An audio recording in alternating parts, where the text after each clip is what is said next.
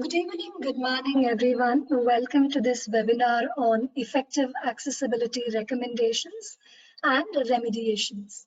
Thank you for joining us. This is Rajni Padmanabhan, a Senior Vice President at QA Infotech. I'm joined here by my colleagues Aditi Bangari, who is a Senior Software Developer, and Riya Sharma, a Software Development Engineer, both specializing in accessibility development. Today, they're going to walk us through the concepts of what is and how to provide recommendations and remediations to make an application Web Content Accessibility Guidelines compliant, WCAG, and the latest version being 2.1. In the past, we have done multiple webinars on accessibility testing. Continuing on the same note, this is a webinar that focuses on what happens once accessibility issues have been identified. Incorporating for accessibility within a product from the early stages is always beneficial. And it goes without saying, this is very similar to any other defect found in any other functional or non-functional area as well. However, more often than not, this nuance is overlooked and accessibility is always considered as an afterthought. And there are several reasons for the same. At QA Infotech, we've been helping several organizations and ISVs build accessibility into their product without really impacting their current development processes. Our accessibility development experts integrate accessibility into the application by making the entire user experience journey inclusive and accessible. They then merge the accessibility code changes seamlessly back into the ongoing application code branch so that again it does not impact anyone in the engineering cycle. This webinar highlights the significance of accessibility testing for developers to fix the pain points faced by the disabled users, precisely people with disabilities. It will shed light on the very essence of incorporating accessibility recommendations or pointers, which further help in remediating errors through a very streamlined process. It will also throw light on the core design categories that the industry recommends, POUR, the principles of perceivability, operability, understandability, and robustness, which really form the backbone of accessible design. Specific examples are also going to be discussed. Further, we'll also be looking into details of how dev experts propose recommendations and remediations to a standard set of typical bugs. So the good thing in accessibility is there are a lot of these low-hanging fruits. So we're going to look at typical bugs that fall within the spectrum of WCAG 2.1, which is the latest in the industry. And what does it take to recommend and remediate for defects found within these guidelines? Before we start looking at the agenda, a few core rules for the platform and for the audience. All attendees are on mute at this time. Please feel free to send us your questions through the chat window anytime during the course of the webinar.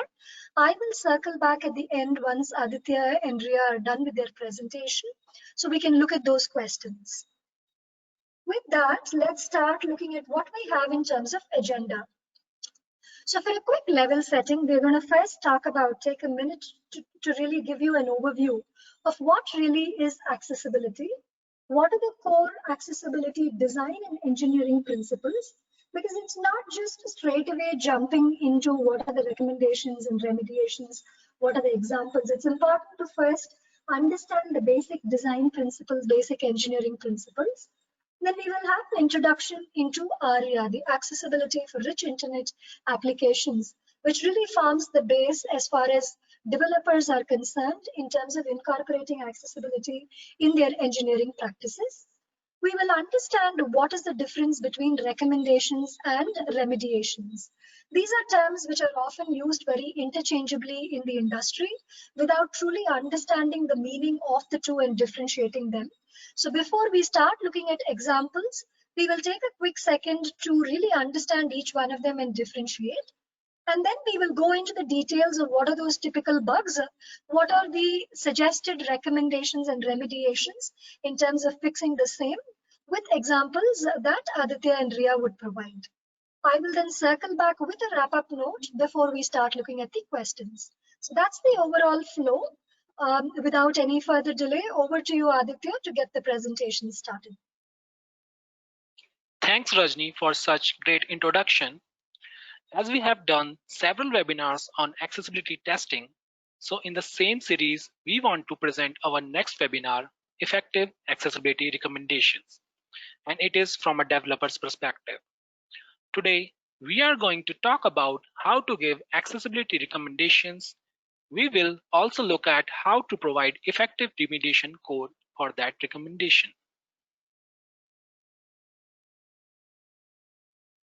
What is accessibility? Accessibility is the practice of making our website usable by as many people as possible, especially people who experience disabilities. We traditionally think of this as being about people with disabilities, but the practice of making sites accessible also benefits everyone. Now, why incorporate accessibility early on? Designed with accessibility in mind from the beginning, it takes a little bit of extra forethought and planning, but it saves you a lot of work down the road. And as we all know, lawsuits are expensive and negative publicity is more expensive. By incorporating accessibility right from the beginning, we are working under government laws and accessibility guidelines, which prevents us from being subject of legal liability. Also, committing resource for accessibility right from the beginning results in better planning. Even if accessibility is not taken into account right from the beginning, it can be achieved via a streamlined process of recommendation and remediation. Also, creating a design that enables users of different disability personas to access a website comes under inclusive design. Now let's take a look at core accessibility design and engineering principles. We have 4 principles here. The first one is perceivable, which means the information and the user interface components must be presentable to users in ways they can perceive. The second one is operable, which means the user interface components and the navigation must be operable. The third one is understandable, which means information and the operation of the user interface must be understandable. And at the last, we have robustness, which means content must be robust enough that it can be interpreted reliably by a wide variety of user agents, browser, including assistive technologies. Now let's take a look at 7 principles of universal design. And here we have the first one as equitable use, which means the goal here is to make the design useful and marketable to people with diverse abilities and provide them the same means of use for all users, identical whenever possible and equivalent when not. Our next principle is flexibility in use. Here the goal is to create a design that accommodates a wide range of individual preferences and abilities and provide choice in method of use. Our next principle is simple and intuitive use, which means use of the design is easy to understand regardless of the user's experience, knowledge, language skills, or current concentration level. The next principle is perceptible information, which means the design communicates necessary information effectively to the user regardless of the ambient conditions or the user's sensory abilities. Our next principle is tolerance for error, which means the design minimizes hazards and the adverse consequences of accidental or unintended actions. The next principle is low physical effort, which means the design can be used efficiently and comfortably with a minimum of fatigue. And at the last, we have principle that size and space should be appropriate for approach and use, which means appropriate size and space is provided for approach, reach, manipulation, and use regardless of user's body size, posture, or mobility.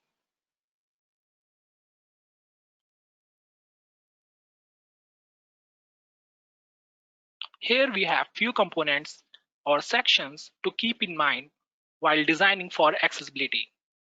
We have to keep in mind about the page title, headings, navigation region, links, and make sure that the color contrast is up to the standard ratio. And we also have to keep in mind about the images, forms, and the dynamic content like error handling.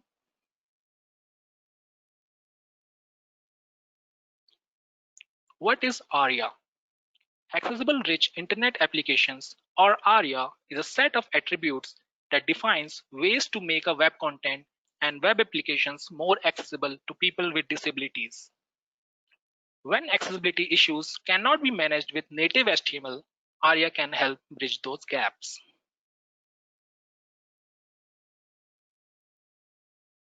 What are the salient features of ARIA? We have three salient features. The first one is roles.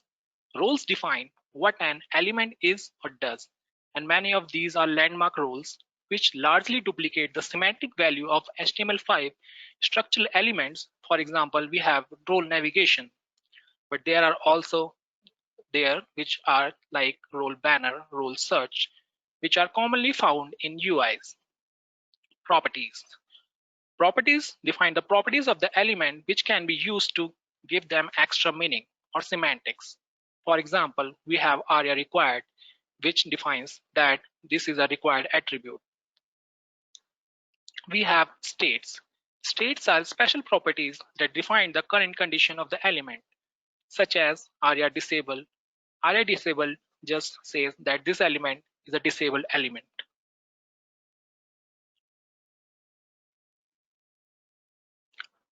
Let's take a look at some commonly used ARIA attributes. The first attribute here we have is ARIA disabled, which indicates the element is perceivable but disabled. So it is not editable or otherwise operable. The second attribute we have is ARIA read only, which indicates that the element is just not editable. Here we have an example of disable link using ARIA disable attribute. And as we can see here, the screen reader here will read it as dimmed or disabled.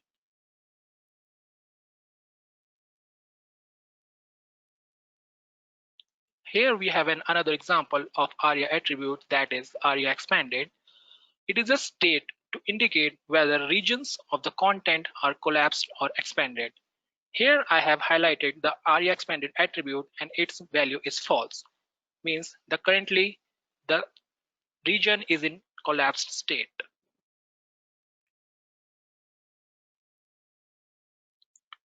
We have role dialog. Role dialog is used to identify the container element of the model. As you can see in the code snippet, we have set role as dialog in the container div element of the model.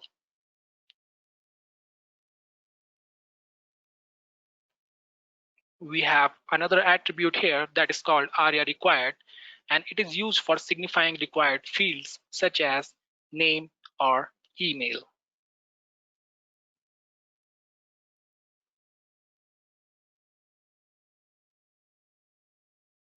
Once a bug is logged by an accessibility tester, the developers provide help text, context, and approach to help the client-side developers to fix the issue.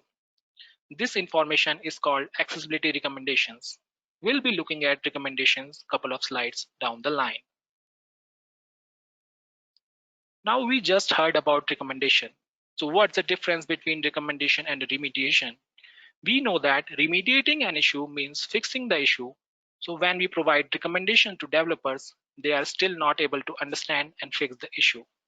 Then we go an extra step and we also provide them the remediated code. This poses a question that is remediation seamless with my existing project development? And the answer is yes. If the developers are ADA experts, then it is a seamless process. There are two ways this can be achieved. The first one is the client devs are ADA experts and they can do it on their own. And the second one is we have to involve ADA consultant developers who will do it for us.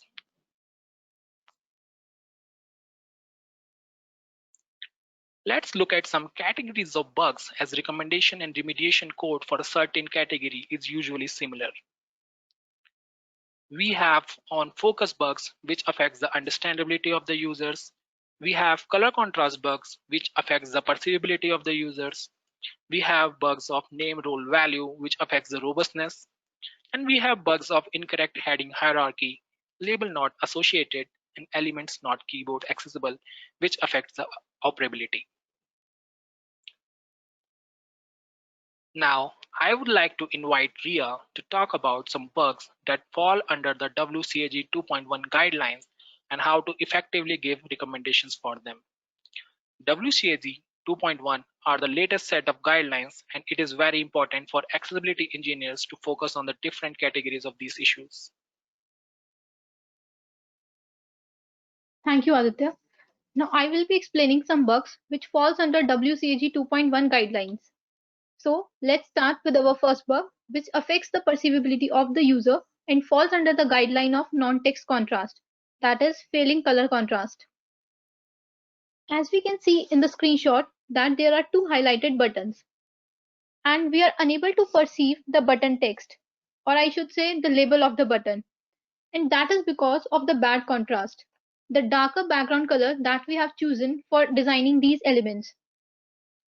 To fix such issues, we use a tool named as Color Contrast Analyzer, which is used to compare the ratio between background and foreground color.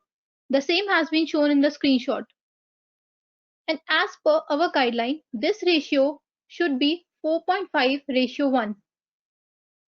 Here we have compared the ratio between the foreground and background color of those buttons, and it comes out to be 2.1:1, which is below the standard ratio, and it is also failing AA and AAA criteria.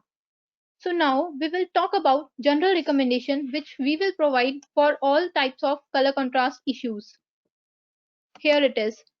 The recommendation will be change the color of the element with respect to the background such that it matches with the standard color contrast ratio, that is 4.5:1. We have also shown how we have remediated this issue. Like here, we have changed the color of the button, and now we are comparing the colors by providing the color code of foreground and background.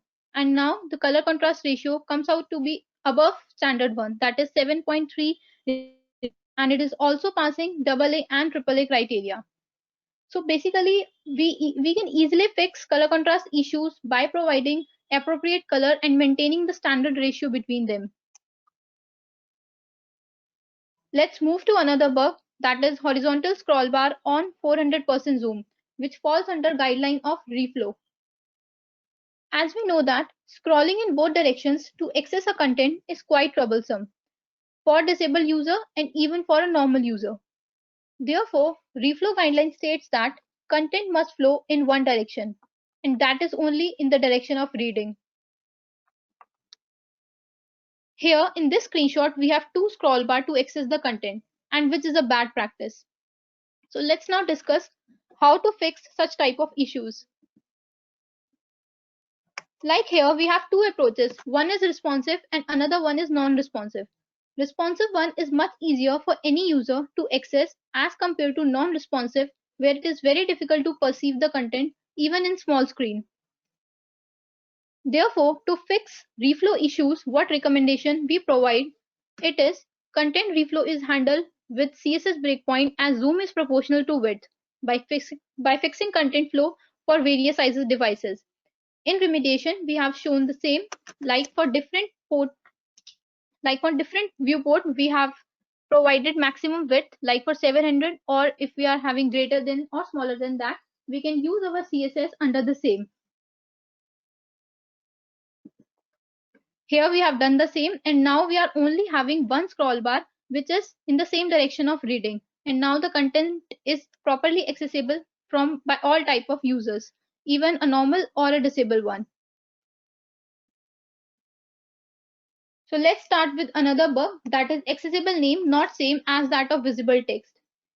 These type of issues falls under the category of label and name, which affects the operability of the user. So before start discussing about the issue, let's find out the difference between accessible name and visible label text. Accessible name is a piece of information used by assistive technologies to identify the element, and there are several other attributes which we can use to provide accessible name to any element. And if we talk about visible label text, it is a general text, or we can say any label beside any button, link, or any element that we are designing. So let's move back to our discussion. Like in this bug, we can see on the screen that there is a highlighted button with visible text off. And if we check the accessible name, it's shown below in the code snippet. Like here, div tag is enclosing the highlighted off button with RL label toggle. Here, RL label describing the accessible name for the button. Now, if any user try to access this button using speech command like click off, then he or she won't be able to access that button. Do you know why? Why he or she can't be able to access this button using speech command by saying just click off? Because here we are having different accessible and visible text. And whatever guideline label and name states that accessible name must be same as that of visible text. So in these type of issues where accessible name is not matching with visible text, what general recommendation we provide, it is change the label of the element to match the visual label of the element. Here we have also shown the remediated code. Like in current code, we have same div tag with RL label toggle, and how we have remediated this issue is shown below in proposed one, where we have changed the RL label to off, similar to visible text.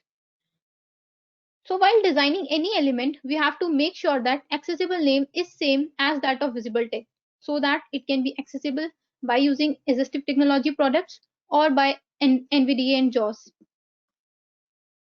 Here is a code snip where we have fixed this issue by providing same accessible name as that of visible text.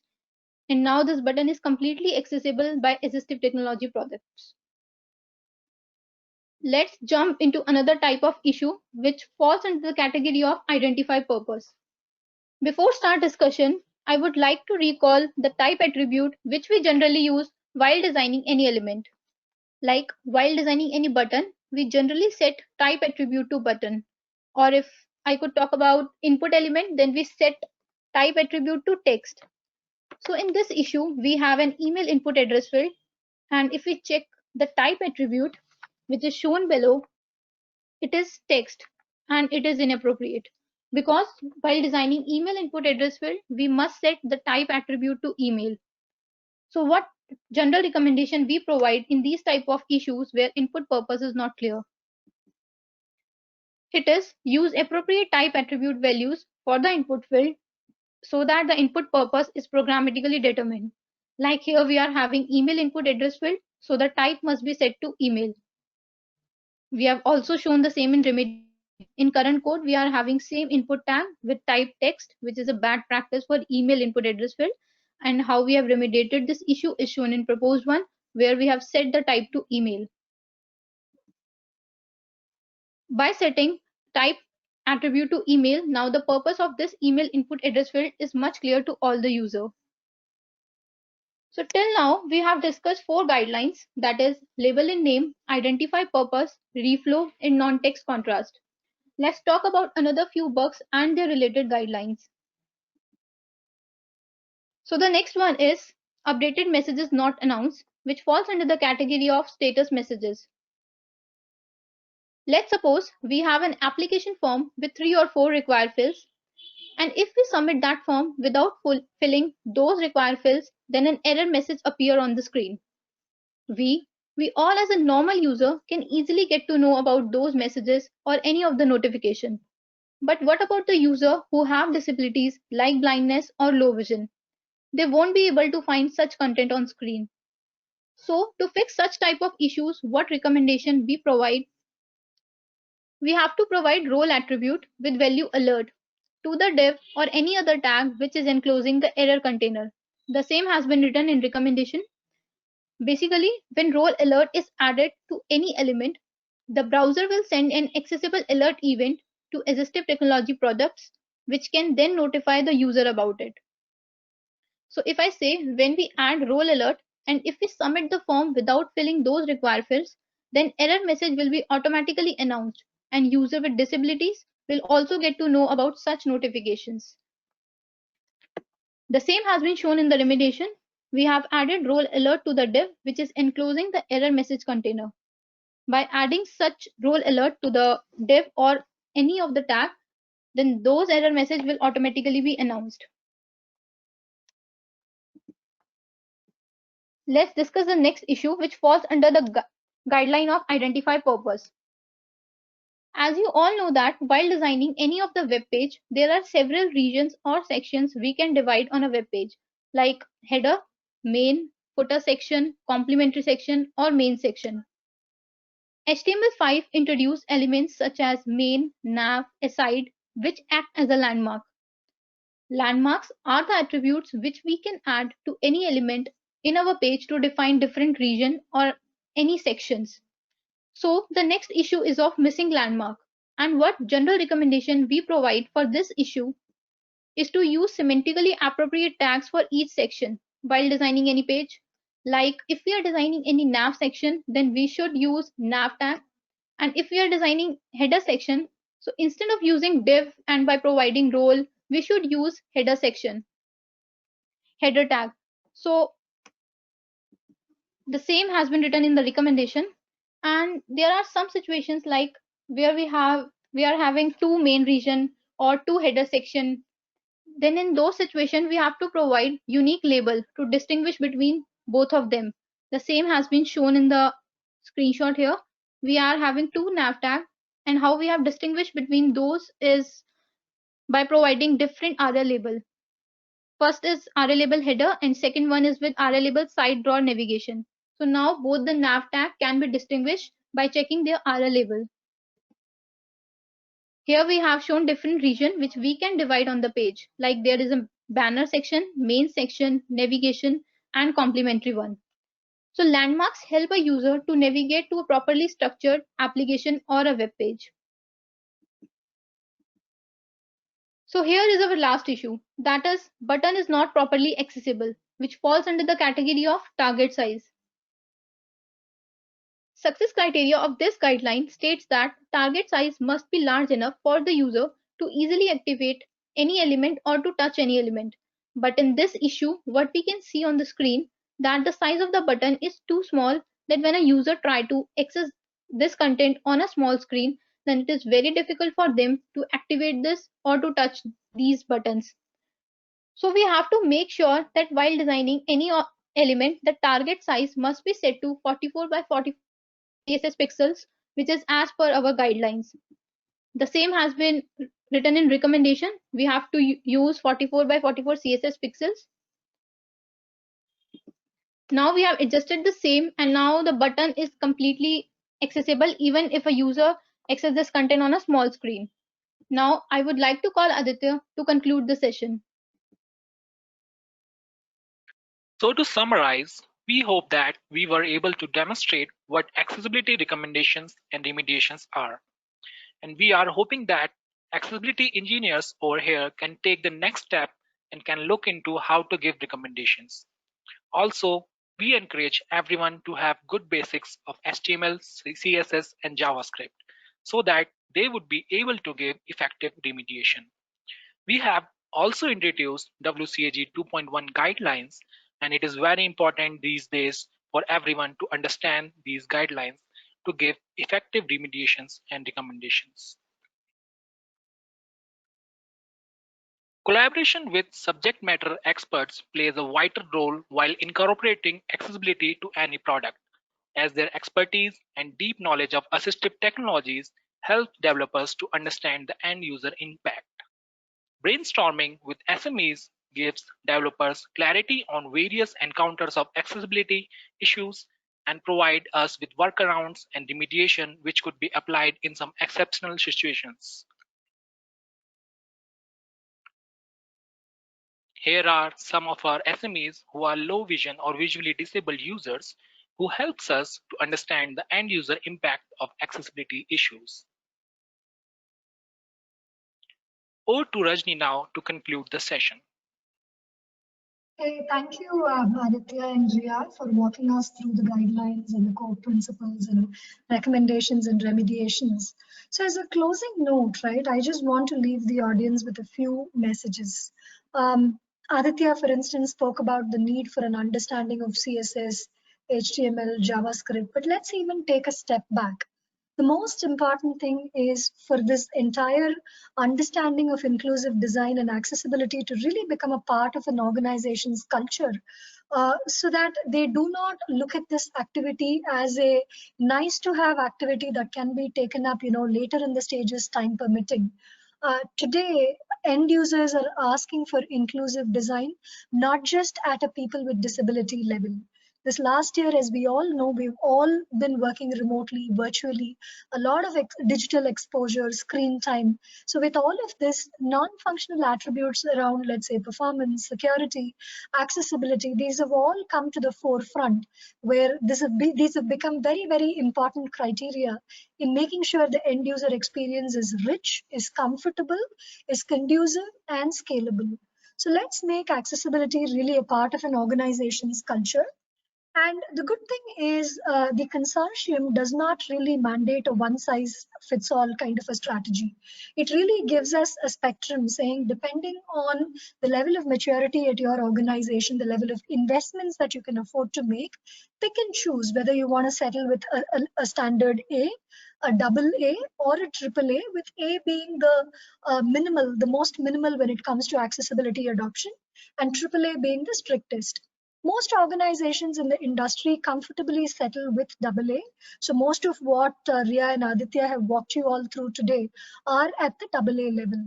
So get in with the mentality of wanting to incorporate accessibility from the early stages. It is no longer a nice to have attribute. You have the flexibility in terms of where you want to settle in that entire spectrum. And really, this is a non-functional area that is becoming inevitable in the journey, not just for digital inclusion, but in providing a rich end user experience as well. So with that, thanks again for joining us. Let's take a look at what questions have come in from the audience along the way. We will look at the questions, and if there are any that you further want to reach out to us post the session as well, you are always welcome to write to us at info@qainfotech.com. Again, as I mentioned, we've been enabling several ISVs and organizations in their journey towards accessibility. For those of you all who do not know QA Infotech's background, we've been in business for the last 17 plus years. Specifically, accessibility over the last decade, we started with a team of visually challenged engineers, primarily in the space of accessibility quality engineering. That has today grown to a full-fledged function that provides not just accessibility testing as a service with both subject matter experts and people with disabilities, but also the engineering, the dev practice, as what you heard from the experts today, so that we are able to provide the gamut of services in the space of accessibility to global ISVs, agnostic of the technology, agnostic of the domain that you operate in. So for any information, any help, any further questions, you're always welcome to reach out to us. But in the meantime, specifically the questions that have come in during this webinar, we will look them through over the next few minutes. So let's say what we have out here. The first one is, how can I make my developers or testing engineers self-sufficient so that they can provide the recommendations themselves? Certainly doable. I think I'm going to take this question on. Certainly doable, certainly possible. I'm glad, whoever has raised this has asked this question, which is going to benefit the entire audience out here. For the simple reason that, firstly, let's rewind. Let's even take a step back. Aditya spoke about CSS, JavaScript, HTML, all of the technical knowledge, right? But what really is important if we step back is an understanding of the guidelines itself. Really understanding what is accessibility, what are the guidelines that the compliance standards recommend, because it's a pretty comprehensive set which continues to evolve, continues to grow. So an understanding of that, in fact, I would say not even just at the developer and testing engineers level, but at the entire engineering practice, stakeholders, the entire business community as well. Once there is a buy-in at all levels in the organization, it truly becomes a part of the organization's culture, so as to make it scalable and sustainable as well as features are developed. Again, it's not a one-time effort, right? As you develop products, just as how you test for your feature enhancements, have regressions coming in, accessibility has got to become a part of the engineering cycle and the culture of the organization. Once you do that, then automatically that has got to be augmented, of course, with the basic requirements from a technology stack, the ARIA guidelines, HTML, CSS, JavaScript. When this combination comes in, it becomes a forceful, powerful combination. Of course, the first time around, your developers and testing engineers may additionally rely on your accessibility subject matter experts, dev experts and such. Yes, it is important to have them too, because they are going to continuously give you that feedback on the nuances. But with this basic guideline awareness sensitization, your entire team can certainly move in that journey towards self-sufficiency. So let's see what else we have out here. The next question is, are just the recommendations enough for developers who do not know anything about accessibility to fix these issues? I think this kind of ties back to the previous answer, the previous question I addressed as well, that just understanding recommendations alone is not going to suffice. In fact, if you are at a stage where you're able to adequately recommend, it means that you have a basic level of understanding of the guidelines as well. So firstly, it's to do with the guideline understanding. But that said, I'm going to have Aditya come in and jump in on this question for additional details. Aditya, can you throw some more light here, please? Yeah, thanks, Rajni. So, as per my experience, just a recommendation only is not enough to make a developer understand how to fix an accessibility issue, because as sometimes the developers are not familiar with these guidelines and have only a little knowledge of end user impact. So with recommendation, we started providing remediation code to those developers wherever required, and help them understand the actual issue with the code and providing them what ARIA tags to use and how, and it helped them quite a lot to understand and fix the issue. So I would suggest to use both recommendation and remediation. Fair enough. The next question here is tool specific. What tool is used for analyzing color contrast? I think Ria briefly touched this in the course of the presentation as well. And is it a paid tool, open source solution? So Ria, can you outline a little bit about the tools, please? Sure, Rajni. As I mentioned in my presentation, that tool name is Color Contrast Analyzer. And yes, it is free of cost to all the available users. Basically, this tool helps a user to determine the contrast of visual elements, and that we can done by adding the color code and checking the ratio between those. So yes, it is totally free of cost. Okay, perfect. Next one here. Can you mention another example or a scenario where input purpose is not very clear? Aditya, you want to touch on this? Yeah, so it's a quite a technical question. So yes, we encounter similar issue with search fields. So usually developers provide the input type as text, but instead we should provide the type as search to this field, because the assistive technology won't be able to understand that the purpose of the field. So if you provide the type as search, the assistive technology like screen readers would be able to understand the purpose for this field, that is searching. Okay. What else do we have? There's one more about landmarks.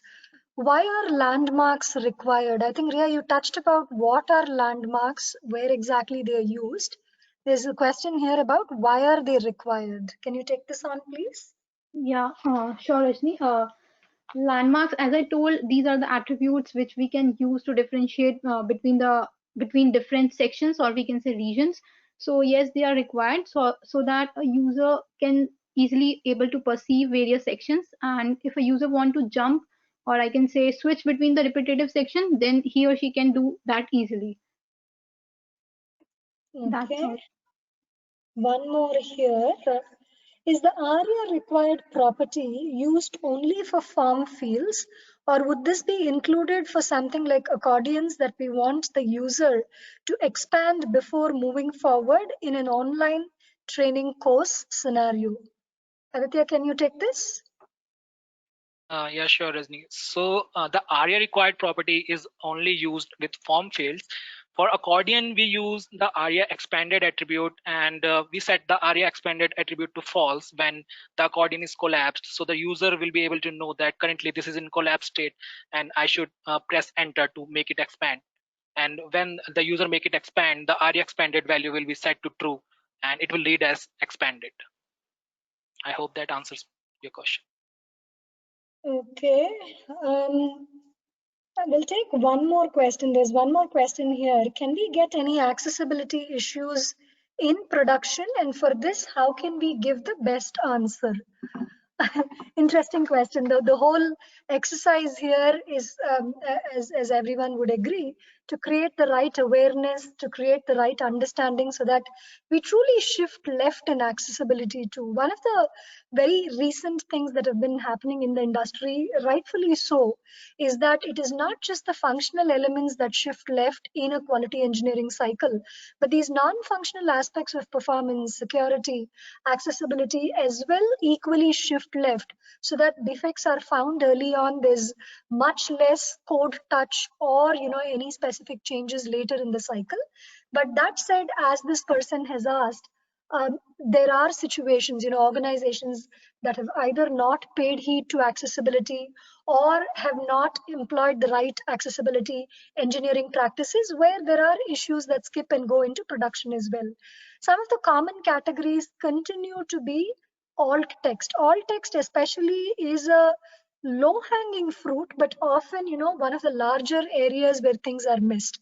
Because the thing is, even if you use something like an axe or a wave toolbar, you're able to spot access. So even that, what it tells you is the presence or the absence of an alt text. Unless you have adequately tested for it, it is not going to tell you whether the alt text for a given image is actually the correct one or not. So these are often ones that are missing. Screen readers not reading out saying alt text is not available for images, or reading out incorrect images. Then all keyboard alt solutions not available, shortcuts not available. These are some of the standard ones. I would want to say a few years back, probably around 5-6 years back, when we were actually doing a sort of a workshop, one of the things that we had highlighted was even some of the global e-commerce solutions where people really rely on images in making their choices, their shopping choices. They failed to have alt text for images, which was a big miss. And I think we've come a very long way since then. But today as well, if you see in production, these continue to be some of the core sort of issues as far as accessibility goes.